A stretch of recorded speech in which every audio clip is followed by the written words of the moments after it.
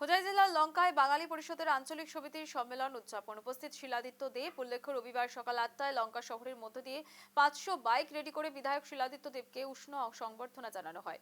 র্যালিতে সহস্রাধিক মানুষ উপস্থিত ছিলেন। আসন্ন বিধানসভা ভোটে শিলাদিত্য দেব লামডিং কেন্দ্রে টিকিট পান কিনা তা নিয়ে চলছে জোর চর্চা। অনুষ্ঠানে উপস্থিত ছিলেন বাঙালি পরিষদের কার্যকর্তা সহ 2000 কর্মী।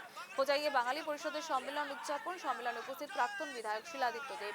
বাইক র্যালির মাধ্যমে শিলাদিত্যকে উষ্ণ সংবর্ধনা। অনুষ্ঠানে বাঙালি পরিষদের কার্যকর্তা সহ 2000 কর্মী উপস্থিত। সম্মেলনে উপস্থিত প্রাক্তন বিধায়ক এবং 2000 কর্মী সমর্থক সেখানে উপস্থিত।